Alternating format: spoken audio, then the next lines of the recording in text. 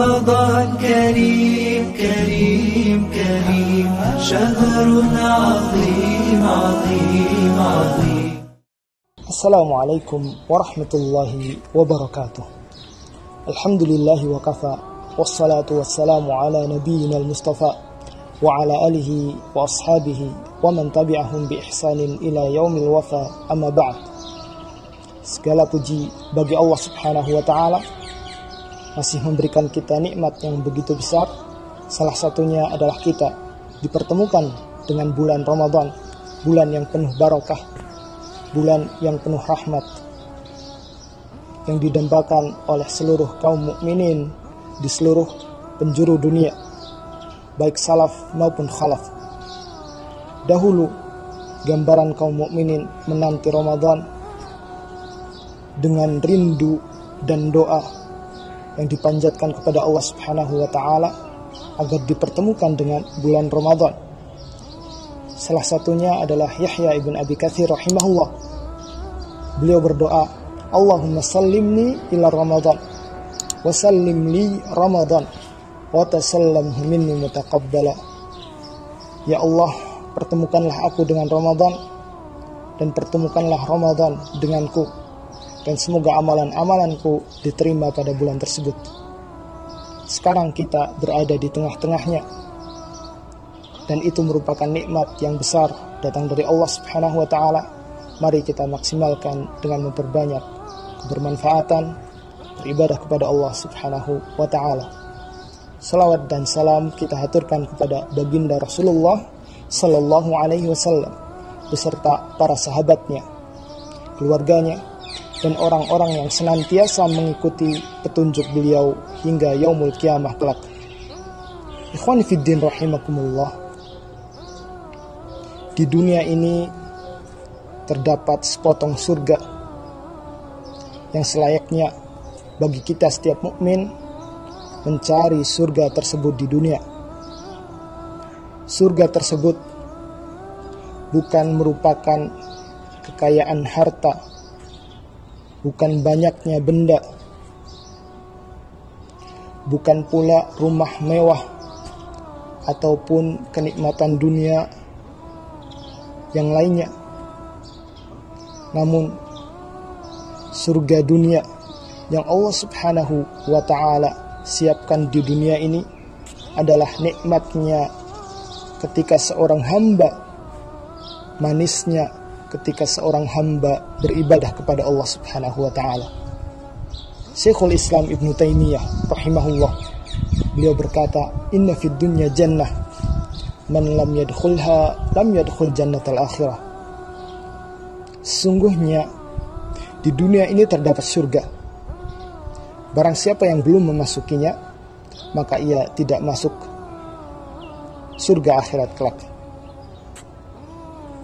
Surga tersebut adalah saat kita nikmat beribadah kepada Allah Subhanahu wa Ta'ala, saat kita merasakan manisnya beribadah kepada Allah Subhanahu wa Ta'ala. Ikhwan fiddin rahimakumullah, agar ibadah kita memiliki kenikmatan, memiliki manisnya yang dapat kita rasakan, maka perlu upaya untuk menggapai kenikmatan tersebut, agar ketika kita beribadah tidak hanya sekedar menggugurkan kewajiban, tidak hanya sekedar rutinitas yang kita jalani dan hampa dari kenikmatan tersebut, maka perlu upaya yang perlu kita lakukan. Salah satu tips yang disebutkan para ulama adalah tips dari Ahmad bin Harb rahimahullah. Dalam Syiar Alam Nubala, Imam Az-Zahabi menceritakan kisah beliau. Beliau berkata, Abadullah 50 sanah, fama wajadtu halawatal ibadah, hatta taraktu 3 asya. Imam Ahmad bin Harb rahimahullah, beliau berkata,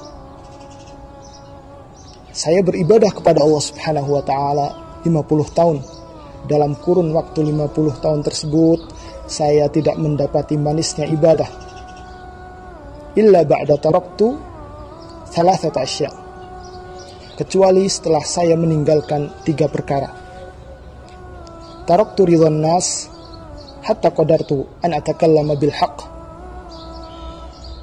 wa taraktu suhbatal fasiqin fawajadtu suhbatas salihin, wa taraktu halawatad dunya fawajadtu halawatal akhirah. 3 tips.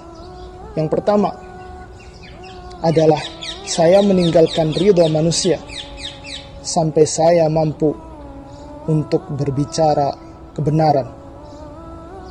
Karena ridha manusia adalah salah satu hal yang sangat sulit dicapai, tak mungkin dicapai. Ridha nas ghayatun la tudrak. Ridha manusia adalah suatu yang mustahil untuk dicapai, karena mereka mempunyai pemikiran pribadi masing-masing. Maka fokuslah kepada ridha Allah Subhanahu wa ta'ala. Kemudian yang kedua adalah meninggalkan teman-teman yang merusak, maka Allah Subhanahu wa ta'ala ganti dengan teman-teman yang saleh. Teman yang saleh dapat memotivasi kita untuk senantiasa berada dalam kebenaran. Teman yang saleh dapat memotivasi kita untuk melakukan kebaikan. Sebaliknya, teman yang merusak, mereka akan melakukan hal-hal yang rusak pula dan dapat menyeret kita untuk melakukan hal tersebut bersamanya. Kemudian yang ketiga adalah meninggalkan kenikmatan dunia yang melalaikan, maka Allah Subhanahu wa ta'ala ganti dengan merasakan kenikmatan akhirat. Sebaik-baik nikmat yang Allah Subhanahu wa ta'ala berikan kepada kita adalah yang mampu kita pergunakan untuk mendekatkan diri kepada Allah Subhanahu wa ta'ala. Maka rizki yang kita peroleh pastikan dari jalan yang halal dan kita pergunakan dengan sebaik-baiknya untuk melaksanaan ketaatan kepada Allah Subhanahu wa ta'ala.